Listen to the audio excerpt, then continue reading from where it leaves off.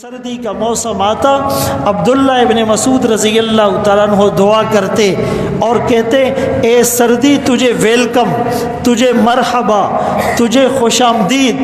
اب مومنوں کے لیے روزہ رکھنا بھی آسان ہو گیا اور تہجد پڑھنا بھی آسان ہو گیا۔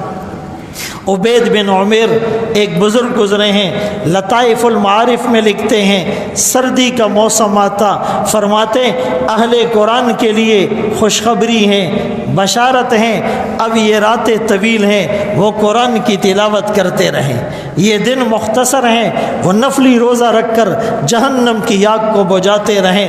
حسن بن صالح، ان کے بھائی علی بن صالح، ان کی والدہ، 3 افراد پر مشتمل گھرانہ ہے، رات کو 3 حصوں میں تقسیم کر دیا ہے۔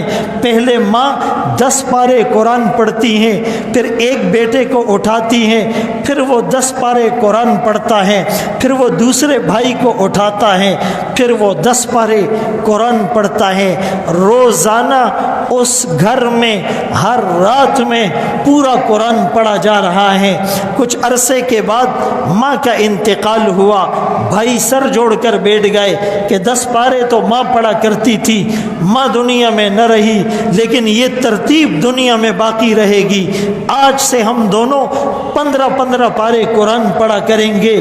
پھر یہ سلسلہ چلتا رہا، پھر اس کے بعد ایک بھائی کا انتقال ہوا، اگلا بھائی عزم کرتا ہے اب میں 30 پارے قرآن پڑھوں گا۔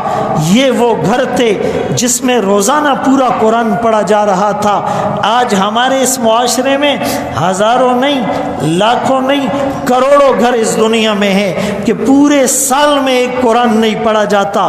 ٹی وی روز کھلتا ہے، ڈرامے، ارطغرل کا سیزن پتہ نہیں 200 سیزن ہے، 8 گھنٹے ڈرامے دیکھے جا رہے ہیں، فلمیں دیکھی جا رہی ہے، نیوز کو سنا جا رہا ہے، سیاسی ٹاک شوز کو دیکھا جا رہا ہے، میچز کھیلے جا رہے ہیں، میچز دیکھے جا رہے ہیں۔ سردیوں کی طویل راتوں کو گپ شپ میں اور غیبت میں اور دنیا داری میں اور گناہوں میں ضائع کیا جا رہا ہے۔